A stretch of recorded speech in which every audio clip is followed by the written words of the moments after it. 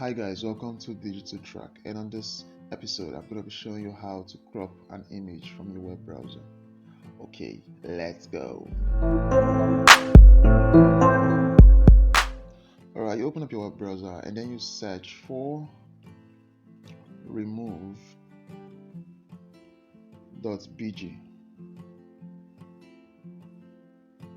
Okay, it's a very simple app. All you have to do is click on upload image. It takes you to the images on your phone, and then you select any image you want. I'm selecting this. Wait for it to load.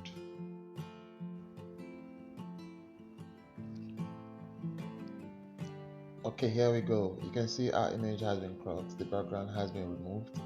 Okay, and all I have to do is click on the download button, and that does it. Okay, let's go check it out. Okay, here in our phone gallery, you could see this is the image I wanted to remove a background from, and this is the final piece right here. Please subscribe to my channel, like the video, and share. Alright, catch ya.